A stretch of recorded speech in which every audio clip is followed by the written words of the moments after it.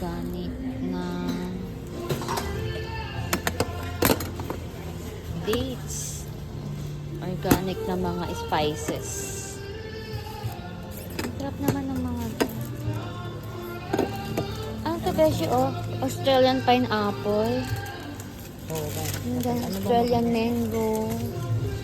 yan, ginagamit ko sa tsaa. Oo, pwede yan. At saka ito mga dried siya. Ay, cherry. Huwag mo ka. Saan yung ano?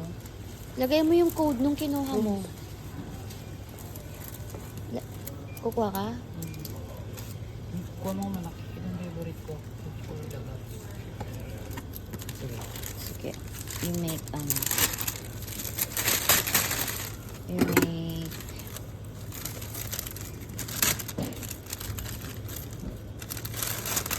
it's per gram naman. Yung jacket nila sa office ito. Social. Ito yung ng beshi na. Yung parang Dates yan eh. dates din to, di ba? Ito, prawns.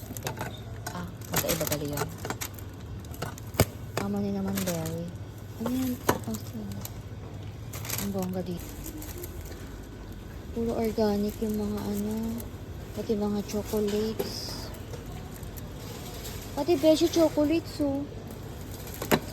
Almond. Coffee bean. Oh. Talaga. Ano to? Ay, oo nga, mga dried. Para iala mo sa tsaa. Wag yan, may prawns ka na yan. Maliliit lang yun. Ayan, nakuha ka na. Chocolates, oo. Nakakatawa yung mga chocolates, kaya lang Australian import. Pero organic. Organic ba to? Kasi ang cute ng mga chocolate. Ano mo gusto mo? Pero hindi ako bibili. Bibili na yan. No, Yung dark I won't chocolate, buy. alam mo yung dark. No na. No need. I won't buy. I won't eat. I just bought olive oil, guys.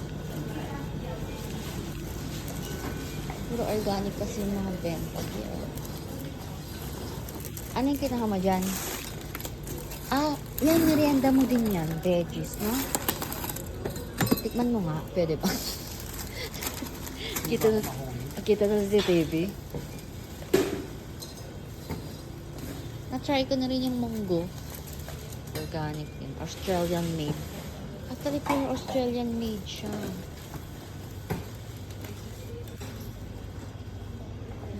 Bumili ako ng olive oil.